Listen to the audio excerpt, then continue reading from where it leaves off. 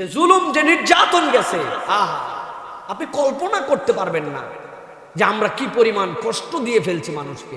চিটাং মেডিকেলে গেছি, একটা বাচ্চা 11 বছর বয়স, হাতটা এরকম করে ঝুলায় বাঁধানো আছে, তার কাছে গেছিলাম শেখ আহমদুল্লাহ সহ। শেখ জিজ্ঞাসা করছেন, বাবা তুমি কি আন্দোলনে গেছিলে? বলে জি। কেন?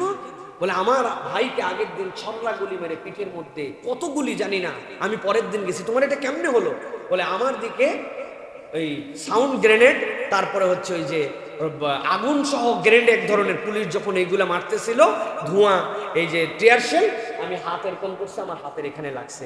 লাগার পরে এই হাতের ভিতরে যা আছে সব গুঁড়া হয়ে গেছে, কিচ্ছু নাই, চামড়া পর্যন্ত নাই। ডাক্তাররা বলছে 4 লেয়ারে ছোট্ট বাচ্চাটার অপারেশন করতে হবে। প্রথমে হাড্ডি জোড়া লাগবে, গোস্ত আলাদা থেকে লাগাতে হবে, চামড়া আলাদা থেকে লাগাতে হবে।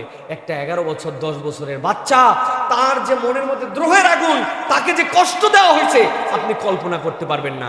বারবার বলছে আমরা গুলি করি নাই, আমি নিজে চোখে দেখছি, সেইগুলার ভিডিও করে রেখে দিছি। পায়ের মধ্যে এমন গুলি করছে, এমন রেঞ্জ থেকে গুলি করছে যে পায়ের এই হাড্ডিটা এত মজবুত হাড্ডি, কিন্তু হাড্ডি পর্যন্ত ভেদ করে ভাঙতে পারে না, এপার থেকে ওপার বের হয়ে 5টা গুলি লেগে চলে গেছে। গুলি করেন নাই, 5টা গুলি এখানে কেমন করে লাগলো? একজন লোক এত শুকনা, পেটটা তার এখান থেকে এই পর্যন্ত চিরা, শুয়ে আছে, আমাদেরকে দেখে হাউমাউ করে কেঁদে দিছে। ভাই তুমি কি করতে? বলে হুজুর আমি কাঠ মিস্ত্রি। তো তুমি কেন এখানে গেছো? বলে হুজুর আমাদেরকে ধাবরায়া বাইতুল ফালা মসজিদের সামনে থেকে এক গলির মধ্যে ঢুকাইছে, ঢুকানোর পরে ওপেন গুলি করতেছে, সবাই পালাচ্ছে, আমি চলেই গেছিলাম। পরে খেয়াল করে দেখি একজন বৃদ্ধা মহিলা, সম্ভবত ভিক্ষুক, জুমার নামাজের পরে ভিক্ষা করে, হুজুর ওই ভিক্ষুকটা উপর হয়ে পড়ে গেছে। আমি চিন্তা করলাম আমি এত স্বার্থপর হব যে আমি চলে যাব আর আমার এই চাচিটা পড়ে থাকবে? হুজুর আমি আমার জন্য আসি নাই, ঘুরে আবার ওই বৃদ্ধা মহিলাকে তুলতে আসছি। ওই তুলতে আসার সময় আমাকে গুলি করছে, একটা গুলি নাভিতে ঢুকে, একটা করে, আরেকটা গুলি নিজে আর মলদার ফুটা করে গেছে। এখন মলদারটা পিছন দিয়ে বের করে রাখছে, আর কলিজাটা কেটে ওই জায়গাতে ফেলে দিছে।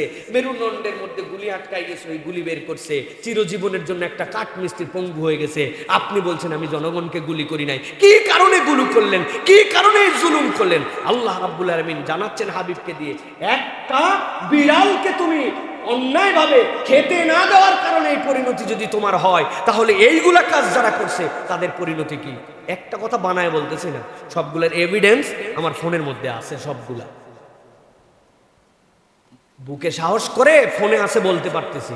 এই কথা আমরা 15 বছর বুকে সাহস করে বলতেও পারতাম। চট্টগ্রাম এয়ারপোর্টের সরকারি একজন কর্মকর্তা আসছে, এসে বলছে হুজুর একটা কথা বলবো। কি? আপনাদেরকে কি মোহাব্বত করি, হাউমাউ করে কানতে লাগছে। কেন মোহাব্বত করেন? তো কি হয়েছে? হুজুর আপনাদের ভিডিও প্রচুর দেখি, কিন্তু এই বিগত 10 বছর একটা লাইক দিতে পারি নাই, কমেন্ট তো দূরের কথা, বলে লাইক দিলে কি সমস্যা? বলে হুজুর একটা লাইক কে কোন পোস্টে দিছে এটাও আমাদের সার্কেলের মধ্যে চেক থাকতো। এই ইসলামপন্থীদের এই বক্তব্যে তুই লাইক দিলি কেন? তার মানে তুই ওই দলের। একটা লাইক দেওয়ার ক্ষমতা ছিল না। আজকে আমি অন্তত আপনার সামনে এই কথা বলতে পারতেছি। এই জুলুম শাহী, এইটা দেখার পরেও যারা এখন বলতেছেন যে না উমুক তুমুক এই সেই, মন আপনার এখন পর্যন্ত পরিষ্কার হয় না। আপনি মানুষ কিনা সন্দেহ আছে, মানুষ কিনা সন্দেহ আছে। কালকে ডাক্তারের সাথে দেখা হয়েছে নিটোরে, নাম বলে দিতে পারবো, বললাম না। নিটোরের ডাক্তার বলতেছে সাইফুল্লাহ ভাই, এক লোক নামাজ পড়ে, আমরা নামাজ পড়তে দেরি করলে সে নামাজ দেরি করে না। মিথ্যা কথাও বলতে দেখি না, লোকজনের সাথে আচরণ ভালো। কিন্তু আমি এই 5 তারিখের পরে তাকে যাই ধরছি। আপনি এত গুণাধর হওয়ার পরেও নিটোরে এত পরিমাণ রুগী আসছে, আমাদেরকে ট্রিটমেন্ট করতে আপনি দেন নাই।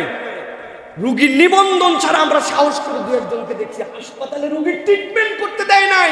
এটা কোন দুনিয়া? আপনি এটা করলেন কেন? ও বলতেছে নামাজ কালাম এক জিনিস, রাজনীতি এক জিনিস, এটা তুমি বুঝবে না। আমিও বলছি ঠিক বলছেন। আবু লাহাবের কথাও মনে পড়ছে তখন, আবু জেহেলের কথাও মনে পড়ছে তখন, আবু তালেবের কথাও মনে পড়ছে তখন, যে বাবা তোমার দিন সব সত্য, সব জানি, মুহাম্মদ তোমার কালেমা হক আমি জানি, এই কোরআন তোমার বানানো না তাও জানি, কিন্তু আমার ইজ্জত সম্মান যদি না থাকে, আমি তো রাজনৈতিক আলাদা একটা ফোরামের লোক, এই জন্য তোমারটা মানতে পারি না।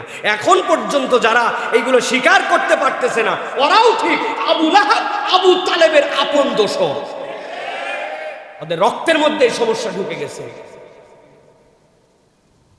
অতীতের অমুক উদাহরণ দিয়ে আমাদের এই উদাহরণ মিলাই। কোন কালের খারাপকে আমরা সমর্থন করি না, ভালো করে মনে রাখবেন। এই বিবেক বিক্রি করি নাই, আজকেই কথা বলতেছি এরকম নয়। বিগত 12 বছর এই মঞ্চের থেকে এইভাবেই আল্লাহ কথা বলাইছে, ঠিক কিনা? আপনারা সাক্ষী আছেন, কত বিপদ গেছে, কত কিছু গেছে।